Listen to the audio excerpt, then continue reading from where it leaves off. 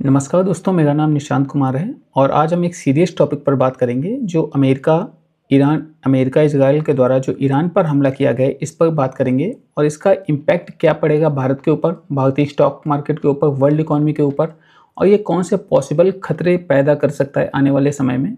इन topic पर serious बात करेंगे, एग्जाम्पल लेके बात करेंगे। तो वर्तमान में जो खबरें आ रही हैं उनसे पता चल रहा है कि जो ईरान के सुप्रीम लीडर हैं अयातुल्ला खामनेई जी का निधन हो चुका है। इस बारे में अगर हम डिटेल में बात करेंगे, सबसे पहले ये समझते हैं कि ये युद्ध क्या है और कैसे शुरू हुआ। इसे सरल भाषा में समझने के लिए ये समझते हैं कि ईरान सालों से अमेरिका को और इजराइल को अपना दुश्मन मानता है, क्योंकि ईरान मिडिल ईस्ट में कुछ ऐसे ग्रुप को सपोर्ट करता है जो इजराइल के खिलाफ है, जो इससे इजराइल को प्रॉब्लम है। तो इजराइल ने 28 फरवरी को ईरान पर युद्ध कर दिया, इजराइल और अमेरिका ने मिलकर युद्ध कर दिया, जिसकी वजह से ईरान के जो सुप्रीम लीडर हैं अयातुल्ला खामनेई, उनका निधन हो गया। अब ईरान ने पलटवार में जो इजराइल के ऊपर हमला किया तथा जो मिडिल ईस्ट में अमेरिका के बेस हैं उन पर हमला कर दिया।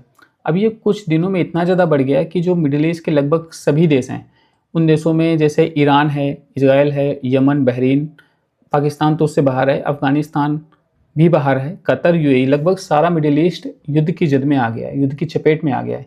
अब देखते हैं ये कहाँ तक खींचता है, इसका क्या इम्पैक्ट पड़ेगा। इसलिए अब देखना ये है कि भविष्य में ये युद्ध क्या शक्ल लेगा। अगर ये युद्ध लंबा खिंचा, 2027 तक खिंचा, तो स्ट्रेट ऑफ हॉर्मुज में, जहाँ से लगभग 20 से 25% दुनिया का तेल होकर गुजरता है उस रास्ते से, तो वहाँ पे वो बंद हो सकता है, जिसकी वजह से तेल के रेट बढ़ सकते हैं ग्लोबल मार्केट में। क्योंकि ईरान इस मामले को लेकर लगातार धमकी देता रहा है कि अगर उस पर हमला हुआ तो वो स्ट्रेट ऑफ हॉर्मुज को बंद कर सकता है। इसका परिणाम होगा कि तेल की सप्लाई रुक जाएगी और तेल के रेट बढ़ सकते हैं। लेकिन अगर तेल की सप्लाई प्रभावित होती है तो इससे प्रोडक्शन कॉस्ट बढ़ जाएगी, ट्रांसपोर्टेशन कॉस्ट बढ़ जाएगी, इससे महंगाई आने की संभावना होती है। वर्ल्ड इकोनॉमी में रिसेशन आ सकता है, क्योंकि प्रोडक्शन कॉस्ट बढ़ेगी तो पर यूनिट कॉस्ट बढ़ जाएगी प्रोडक्ट की, जिसकी वजह से चीज़ें महंगी हो जाएंगी तो इन्फ्लेशन आने की पॉसिबिलिटी रहती है। तो इस युद्ध का इम्पैक्ट भारत की स्टॉक मार्केट में भी देखा जा सकता है।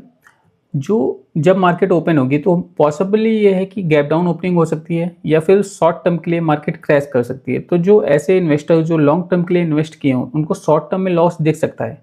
हालांकि इनमें जो इंट्राडे ट्रेडर हैं जो सुबह खरीदते हैं, शाम को पोजीशन क्लोज कर देते हैं, उनको तो कुछ खास नुकसान नहीं होगा। लेकिन जो ऐसे इन्वेस्टर हैं जो स्टॉक को होल्ड करके रखे हैं, पोजीशन को होल्ड करके रखते हैं, उनको शॉर्ट टर्म में नुकसान दिख सकता है। जब भी मार्केट ओपन होगी पॉसिबली है कि गैप डाउन ओपनिंग हो सकती है।